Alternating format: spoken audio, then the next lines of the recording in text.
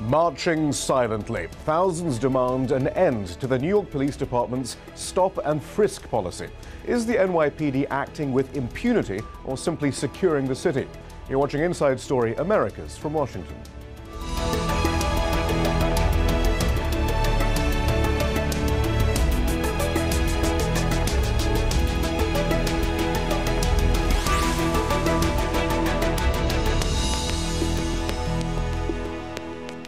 Hello, I'm Shahid Buttar. Black, Latino, Muslim and gay civil rights activists united on Sunday demanding a change in the NYPD's tactics.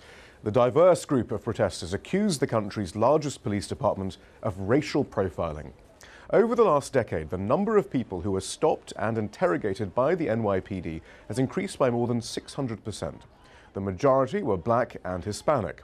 In fact, in 2011, the number of times African Americans were stopped is larger than the actual number of African Americans who live in the entire city.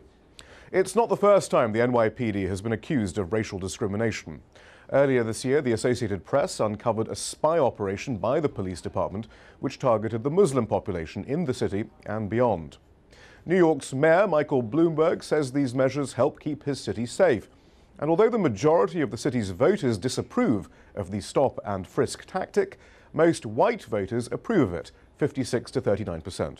Kath Turner has more. One of the first things you notice about this rally is that it is almost silent. Thousands and thousands of people walking down Fifth Avenue making very little noise. It's a little bit eerie and very effective. This is a march against the New York Police Department's stop and frisk policy. People here say it's just racial profiling by another name, because the vast majority of people who are stopped by officers are African American and Hispanic. And most of them are innocent. They're let go without any charges laid or arrests made. It's interesting to note the wide variety of groups and people who are here. There are young people, old people, blacks, Hispanics, whites from different neighbourhoods, different classes. There are human rights groups, civil liberties groups, Arabs, Muslims, Christians. These are people who say that the New York Police Department is operating under an umbrella of discrimination. Now, the NYPD has the biggest police department in the United States by far. There are 35,000 officers. The second biggest is in Chicago. It has only about 15,000. But there are growing concerns that the department here is operating with virtual impunity and no independent oversight. And 2 council members have tabled legislation calling for an inspector general who has the power to investigate the police department and allegations of misconduct. Now, the Mayor, Michael Bloomberg, and the Police Commissioner, Ray Kelly, have defended stop and frisk, although the Mayor said that the policy should be mended but not ended. Perhaps an acknowledgement that it has its flaws but that it will continue. But judging by the huge size of this rally, both of them have a lot of work to do before they improve relations with the minority communities in New York City. So what are the wider implications of a policy like New York's stop and frisk on minority communities? To discuss this, we're joined by Shahid Buttar, the Executive Director of the Bill of Rights Defense Committee, and by Kevin Powell, a political activist who took part in the march. He's the author of Barack Obama, Ronald Reagan, and the Ghost of Dr. King. Kevin Powell, first of all, then, I mean, would you agree?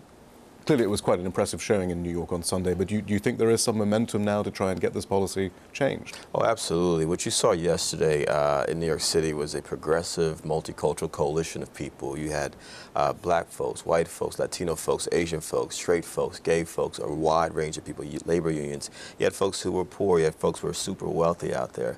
I was moved by the fact that I got an email the day before from a woman named Maura Moynihan, the daughter of the late Senator Patrick Moynihan, and she said she was particularly concerned about this in the spirit of her father, and it was going to really continue to rally white allies to this cause. And so we're talking about something. Why in the spirit of her father, then? Well, you know, in the sense that, you know, he spoke out about a lot of issues that were affecting people in New York and across this country, and that and he sought to form coalitions around issues like this with different groups of people. And you know, the reality is this is not just a black issue or a Latino issue. This is a human rights and civil rights issue. So this really affects all Americans, not just people of color. Well, let's look at some of the figures, which of course have contributed to this wide turnout against this policy. In 2011, 685,724 people were stopped by the police. More than half of them were frisked.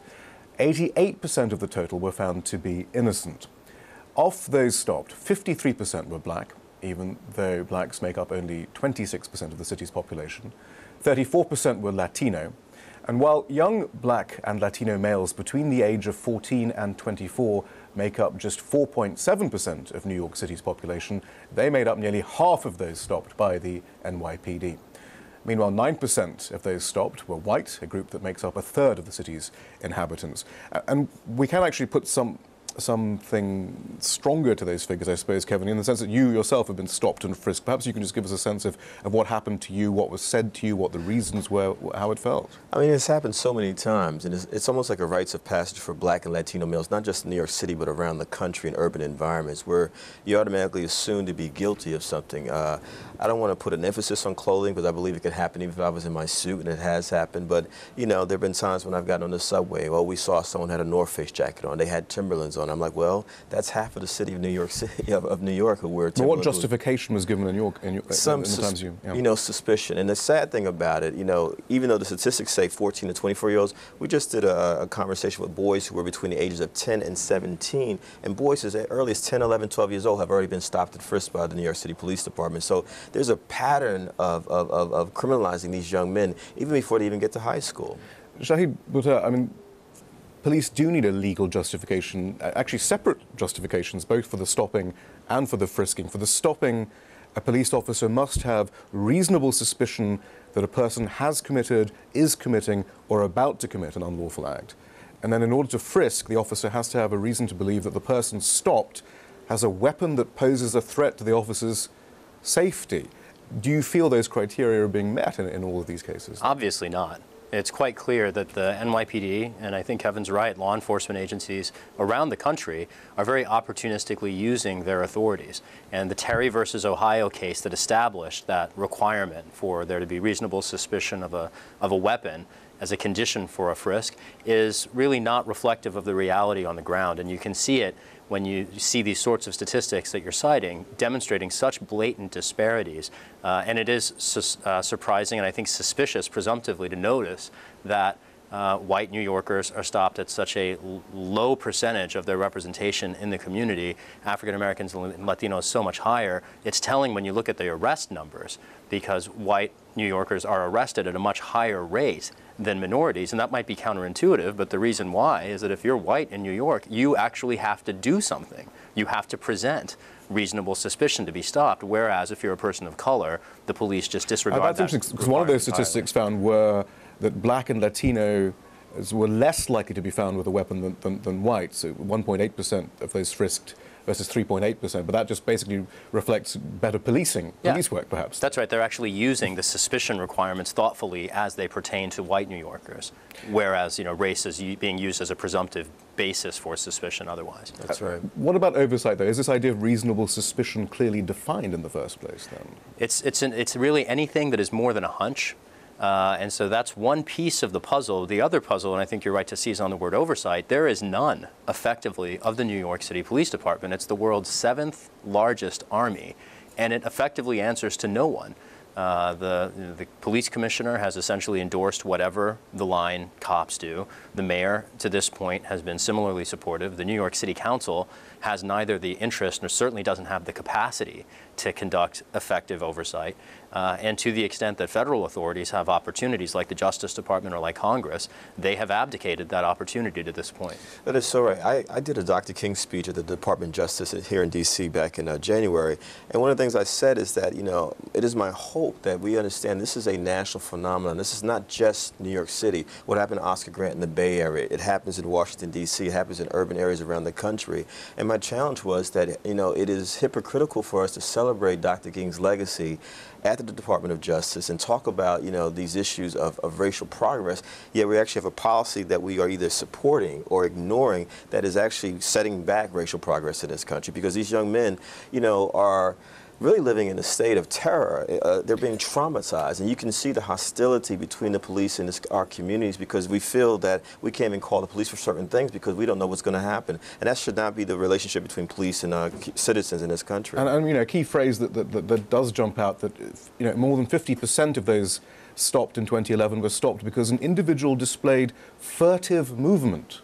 I mean, what exactly does that mean? Whatever a policeman wants it to be.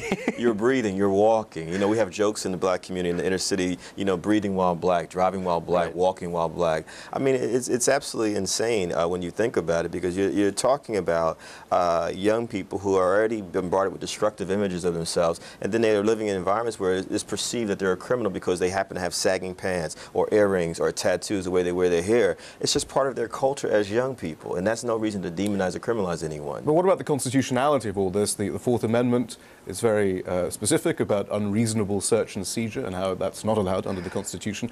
Where does that fit in?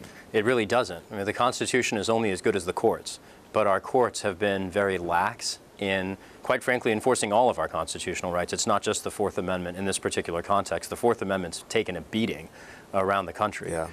You know, the Supreme Court, there was a recent case defending it in a very narrow context, and in that case, this is U.S. versus Jones.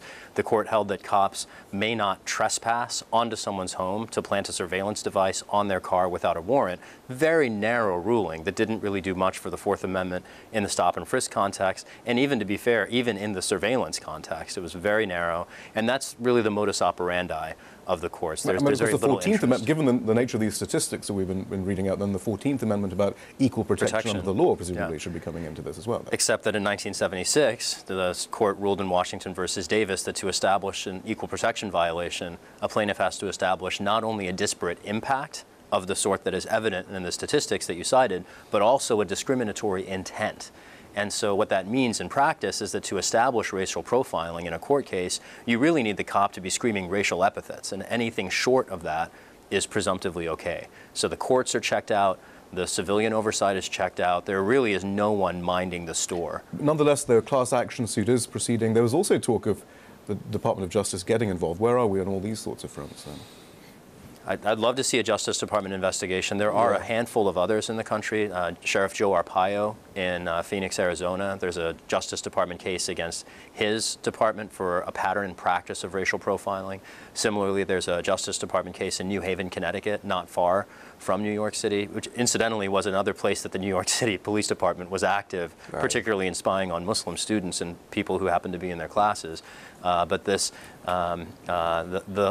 the hope for the Justice Department to intervene is one that I would like to see realized, and it's really up to our nation's political leaders here in Washington to put some talk or some walk behind their talk and some action behind their rhetoric. And if I can add, as an activist, I think it's important for us to make some connections here. This is tied to these legal raids of immigrant communities in this country. We've seen it in Connecticut. We've seen it in San Diego, the ICE raids. To me, it's tied to the way Immigration and Customs Enforcement. Absolutely, how the Occupy Wall Street movement has been treated in this country, you know, with illegal raids and We'll definitely put this into a nationwide picture in a few moments. But first, let's take a look at what Mayor Bloomberg had to say about the situation in New York. He has in the past talked about maybe mending but not ending this policy, which may be an admission. But here's what he had to say on Sunday. We sent a message to criminals. If we suspect you may be carrying a gun, we will stop you. Through these stops, the police have recovered thousands of guns over the past decade and tens of thousands of other weapons. There is no doubt that these stops have saved lives. This is what he said on Sunday then, which is interesting because actually there's a very low gun retrieval 780 rate in 2011 out of those 684,000 stop and frisks. So there's not even proof that that works in that way. It says to me that it's a massive failure, actually. Although actually in the past he's argued that the low rate of gun retrieval is a sign of the success because he says it proves the deterrent nature of having having people on the street realizing that they may be. No, the deterrent nature to the violence that we're dealing with in urban America is called better schools, it's called employment opportunities, it's calling people having possibilities for their lives, not stopping and frisking people and criminalizing them, having them in a constant state of fear that they're going to end up in jail for no reason at all. What about the argument then that the only reason that there are that African Americans and Latino males are disproportionately stopped is because they are disproportionately the victims of gun crime? You know, as an African American male, I'm sitting here because I got an opportunity to get an education, because I had job opportunities that were created for me out of the civil rights movement. I'm of that generation. But I'm so clear, when you look at young people today, there are very few options for them. I'm a community organizer. I work in New York City, all 5 boroughs, every single day. People only turn to violence, as Dr. King talked about, out of desperation. It's the voice, the language of people who feel like they're not being heard. And for him to suggest that is also to suggest that black people or Latino people don't complain about crime ourselves. We are very vociferous in our complaints about it. We feel like, you know, our complaints are often ignored, and instead what is happening is that we're just having this kind of wild card policy that's just randomly approaching people and stopping and frisking them, and it does nothing to stop real crime in the community at all. It doesn't. Actually, Commissioner Ray Kelly, the police commissioner, actually once argued that minority communities were in favor of this policy because of their fear of crime. People of color are just like every other human being. We want a safe environment, but we also want an environment where we have opportunities. And I would love to see a policy that deals with education, employment opportunities, just the way they are aggressively pushing this thing. It doesn't exist. It's completely imbalanced. And just one point on the interest of minority communities in public safety. So everybody wants to be safe. Absolutely. It's interesting when you look at minority communities, the impact of the stop and frisk discrimination is really to keep people from coming forward about experiences that they may have had. They might have information. This is well documented in the context of immigrant communities being preyed upon by police, but you might have seen a crime that you're a witness to, but are you going to come forward and report it if you know that the police will view you as a suspect just because of the color of your skin? Of course not. Okay, the final argument, which I'm sure will be brought up, and has been brought up and is brought up, is, look, if you've got nothing to hide, you've got nothing to fear. Yeah, that reflects a really profound disregard for our nation's constitutional tradition. And the fact is, you know, these kinds of stops are traumatizing in themselves. They impact people and their lives, regardless of whether or not they've done anything wrong. I hear a lot about this in the context of the domestic intelligence collection and surveillance that the NYPD has also been doing. Yeah. And it's preposterous to think that you have nothing to fear if you've not done anything wrong. Particularly because there's long been a commitment in our country to allowing rights precisely so that people will feel free to speak their minds. And it's the willingness of people to speak their minds and the impact on First Amendment rights that you see, for instance, in the crackdown on Occupy, in the police surveillance and infiltration of the movements to protest the Republican National Convention, for instance, in 2004. And there is this national picture, but very quickly, before we get onto that, I know I keep saying that.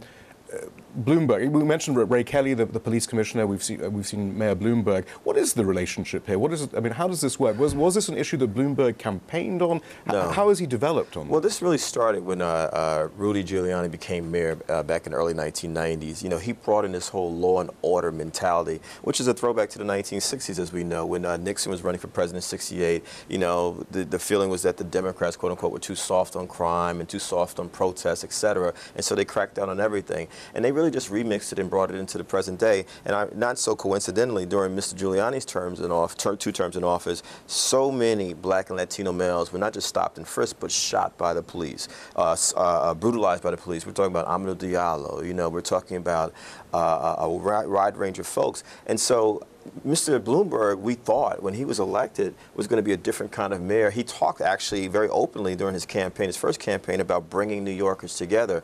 But over time, as the brother just alluded to, you know, Ray Kelly and the NYPD continue to operate as this kind of separate government, a separate entity. And it's almost like Mr. Bloomberg just turned a blind eye to the whole situation. And now it's out of control, where you have all these mass protests happening in the city. Whatever happened to community policing? I mean, it seemed like we were going in a different way, and then, I mean, that doesn't seem to be discussed. Civilian Review Complaint Board. I mean, all these things are irrelevant. They don't work. And that's the problem, which is why what council members Lander and Williams are doing in New York City. We need to have some sort of inspector general overseeing this thing. That's what we need, some sort of oversight that is going to say you cannot engage this kind of behavior. And we have the documentation that New York City's Civil Liberties Union, part of the American Civil Liberties Union, we have all these statistics there. So the data that we've been talking about is being gathered. It is unacceptable for 684,000 people, mostly black and Latino, to be stopped by the police.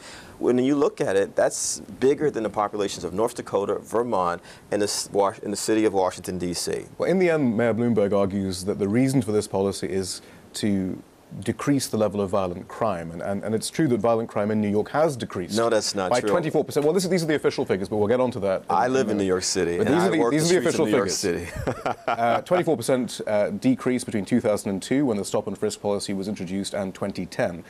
But violent crime has also decreased more in cities without this policy. In Los Angeles, it was reduced by 58% in the same period, Dallas by 46%, and Baltimore by 32%. So, again, I know you don't necessarily agree with these official figures, but even if you are pointing to the official figures, other cities in the nation have a better reduction record on violent crime without stop and frisk. But what's your argument then? So you're saying, though, that in fact violent crime is just as bad as it's ever been? Or? Look, my building where I live is across the street from a housing project. There's gunshots every single day.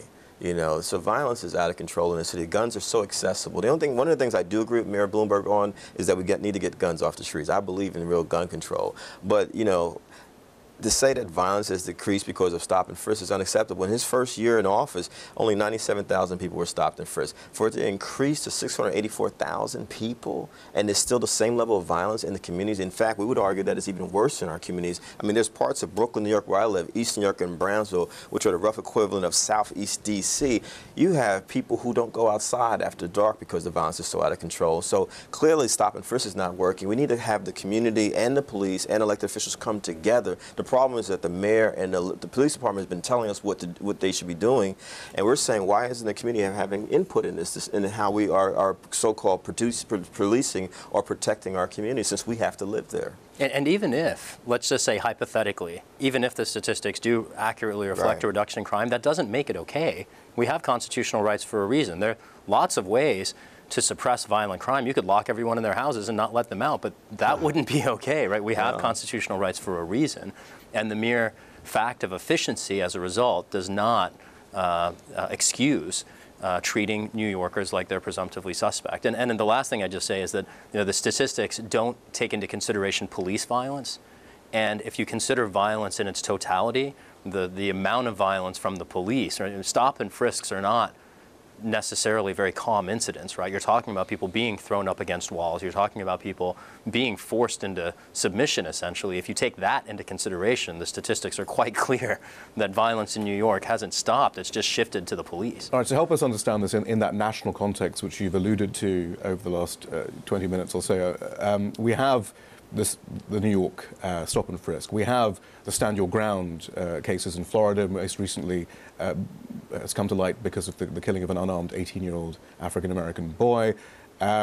We have Arizona. We have more and more stop and seizures, more and more checking of people's papers, perhaps again with again these Fourth Amendment unreasonable search and seizure things coming into play. What is going on nationally? Join the dots for us if you can. If you connect the dots between the stop and frisk programs, the local enforcement of immigration law, and also I think it's important to note the crackdowns on dissent movements like the Occupy movement, and the surveillance of communities on the basis of, if not their political beliefs, oftentimes their religious beliefs. Right. What I think we're seeing is wholesale lawlessness by our public safety and intelligence agencies. And this idea that agencies and public officials are above the law, I think, is a really pernicious problem. And we've seen countries across the world recently mobilize to reject that approach at the same time that we here in the United States are unfortunately succumbing, I think, to what amounts to institutional corruption from coast to coast. It's fascinating, though. I mean, some of these themes that we brought up today, and this argument, well, you've got nothing to hide, you've got nothing to fear, it's a theme that comes up quite a bit when we talk about, I don't know, kill lists in Afghanistan or anywhere else. I mean, there does seem to be this presumption of guilt that seems to be seeping in all sections of both foreign policy and domestic policy. If we add to this, one thing that you laid it all out there, but these voter ID laws that have popped up around the country, you know, and it's not just Florida with Stand Your Ground. Darius Simmons, 13-year-old black boy, shot by his 75-year-old white neighbor just a few weeks back, you know, taking out the garbage. I mean, this is what I call it is there's a massive anti-democracy movement happening in this country. You know, much of it is funded by very wealthy right-wing white males who want to maintain some sort of law and order and have the country be in the way it was before the civil rights movement, before the gay rights movement, before all the movements that were an effort to democratize this country. They don't care that there's a Democrat in office. They don't care if he's the first black or multicultural president. What they care about is we want to maintain power by any means necessary, and that's what you see happening. So it's all interconnected. And we can't allow folks to continue like this because we are supposed to be the example for democracy on the planet. But how can you claim to be a democratic society if you're allowing citizens to be harassed like this across the board? Well, we saw the march in New York on Sunday, but are you detecting an open discourse about the implications of these issues? I mean, it's very easy just to look at these things as separate things, but I mean, do you think people are connecting the dots? People are looking at this? I think more and more. There's a book that's been very widely praised, came out in the last year or so, The New Jim Crow by Professor Michelle Alexander, and she locates in the criminal justice system the emergence of a new racial caste system, not unlike the Jim Crow era, not unlike slavery, but mediated through the seemingly neutral mechanism of whether it's the war on drugs, whether it's the sort of legacy of Rudy Giuliani and just lifestyle crimes. And you see it around not just the country and different agencies, but impacting different communities. Yeah. And I think the fact that, for instance, the NYPD is an equal opportunity abuser of civil rights shouldn't give us any more comfort. If anything, that makes it even worse. And I do think that there's and we saw it yesterday, an opportunity in that degree of overreach to bring together all of the different communities that share an interest in these constitutional rights that we all share, to defend those rights. Shahid Buttar, thank you very much. Kevin Powell, thank you too. Thank you. That's all from the team in Washington, D.C. for now. Don't forget to follow us on Twitter and Facebook, where you can find more information about the program. And we want to hear from you. Tell us what stories you think we should be covering. Send your ideas directly to us at insidestory@aljazeera.net.